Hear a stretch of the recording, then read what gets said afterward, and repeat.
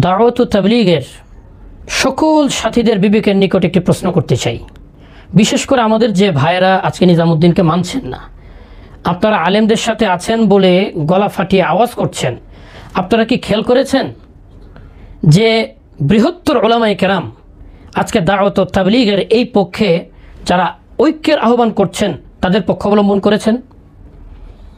আপনারা কি খেয়াল করেছেন আজকে যারা কাকরাইল এবং টঙ্গীর ব্যাপারে মাদ্রাসার ছাত্রদেরকে ব্যবহার করে আগামী 15 তারিখে একটি সংঘাতময় পরিস্থিতি সৃষ্টি করার পায়তারা করছেন, তাদের সংবাদ সম্মেলনে কয়জন উলামায়ে কেরাম উপস্থিত ছিলেন খেয়াল করেছেন আপনারা?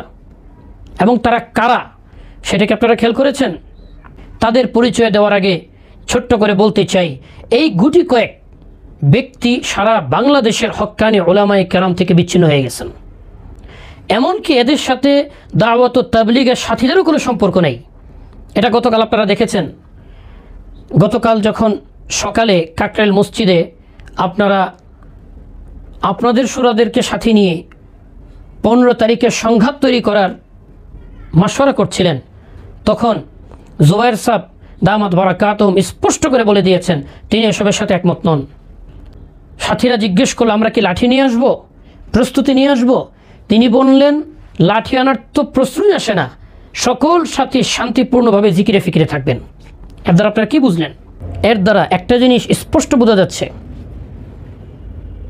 যে সবাই খুব ভালো করে টের পাচ্ছেন হযরত জি শেখ সাদ হাফিজাহুল্লাহর মোকাবেলা করতে গিয়ে তারা খাল কেটে কুমির এনেছেন। এই কুমির তাড়ানো আপনাদের পক্ষে অত সহজ হবে না যদি না একটি কাজ করেন। লাউলা আন সাব্বাতনাকা লাকাদ কিত্তা তারকানু ইলাইহিম শাইআন কালিলা, যে হ্যাঁ নবী, কাফেরের প্রস্তাব আপনি মেনে নেবেন কি নেবেন না দোদুল্যমান অবস্থায় ছিলেন, তখন যদি আপনার কলবকে নিয়ন্ত্রণ না করতাম, হকের উপরে সাবেত না করতাম, তাহলে তো আপনি বাতিলের চুক্তির সামনে মাথা ঝুঁকিয়ে ফেলেছিলেন। আর যদি মাথা ঝুঁকিয়ে ফেলতেন ইযা লাযাকনাকা যিফাল হায়াতি ওয়া যিফাল মামাত সুম্মা লা তাজিদু লাকা আলাইনা নাসীরা, তাফসীরের কিতাবের মধ্যে বলে একবার যদি আপনি বাতিলের সামনে মাথা নত করতেন, বাতিলের কোনো আপোষ বা চুক্তিকে মেনে নিতেন, তাহলে আমি দুনিয়াতেও আপনাকে ডাবল শাস্তি দিতাম, মৃত্যুর পরেও আপনাকে আমি দ্বিগুণ শাস্তি দিতাম। দুনিয়ার ডাবল শাস্তি কি? 1 নম্বর শাস্তি, আর কখনো এই নিচু মাথাকে সোজা করতে পারতেন না। মাথা সোজা করলে বাতিল আপনার বিরুদ্ধে দাঁড়িয়ে যেত, আর এই দিন সেখানে মিটে যেত। এই দিন আর কিয়ামত পর্যন্ত অবশিষ্ট থাকতো না।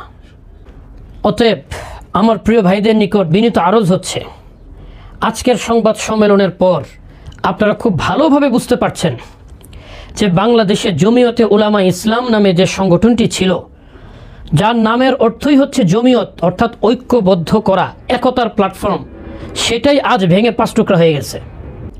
সেই জমিয়তেই আজকে তাবলীগের নেতৃত্ব দেওয়ার জন্য সামনে আসছে।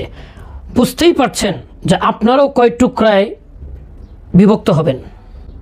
অতএব এই বিপথগামী কয়েকজন ব্যক্তিবর্গ যারা আপনাদেরকে উস্কানি দিচ্ছে, সংঘাতের দিকে ঠেলে দিচ্ছে, ভাইয়ে ভাইয়ে কীভাবে দ্বন্দ্ব ও সহিংসতা বৃদ্ধি করা যায় সেই ব্যাপারে আপনাদেরকে উস্কানি দিচ্ছে, তাদের ব্যাপারে সতর্ক হন, তাদের থেকে নিরাপদ দূরত্ব বজায় রাখুন। সারা বাংলাদেশের হক্কানি উলামায়ে কেরামের দ্বারস্থ হন এবং জিজ্ঞেস করুন এই ভাইয়ে ভাইয়ের সংঘাত থেকে উত্তরণের জন্য আমাদের কী করণীয় আছে। সারা বাংলাদেশের উলামায়ে কেরামের থেকে আপনারা রাহবারি গ্রহণ করুন।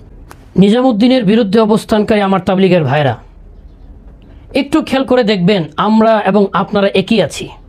এই তৃতীয় পক্ষ, এই খাল কাটা কুমিরগুলো আজ আমার এবং আপনাদের মাঝখানে বিশাল দেয়াল তৈরি করে রেখেছে, বাধা তৈরি করে রেখেছে। এই কুমিরগুলোকে যদি আমরা সম্মিলিতভাবে ঐক্যবদ্ধ হয়ে সেই বঙ্গোপসাগরে ফেলে দিয়ে আসতে পারি, দেখবেন কাল থেকে আমরা আপনারা সবাই আগের মতো দাওয়াত ও তাবলীগের ময়দানে হাতে হাত রেখে কাঁধে কাঁধ রেখে ঐক্যবদ্ধ হয়ে মেহনত শুরু করতে পারবো ইনশাআল্লাহুল আজিজ। অতএব আপনাদের সুরা হজরত এবং মুরব্বীদের নিকট আমাদের এই বার্তা পৌঁছে দিন যে আপনারা শুধু একবার প্রকাশ করুন যে তাদের এই সংঘাতের সাথে আপনারা একমত নন।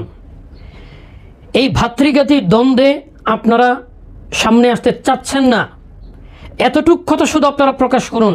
আপনাদেরকে কিভাবে এই কুমিরদের খপ্পর থেকে তুলে আনতে হয় সে দায়িত্ব আমাদের। আমরা এই 15 তারিখের আগে ঐক্যবদ্ধ হতে চাই। আমাদের সমস্ত মুরব্বিয়ানে কেরাম, ওলামায়ে কেরাম প্রস্তুত আছেন, শুধু আপনাদের থেকে এতটুকু জানতে চান যে এই ভাতৃঘাতী দ্বন্দ্বের সাথে আপনারা একমত নন। বাকিটা আল্লাহর হাতে ছেড়ে দিন। ইতমামে হুজ্জতের পর আল্লাহর সাহায্য অনিবার্য। ইতিহাস এবং সিরাত বলে ইতমামে হুজ্জতের পর কখনো আল্লাহর সাহায্য আসেনি, এমন হয়নি।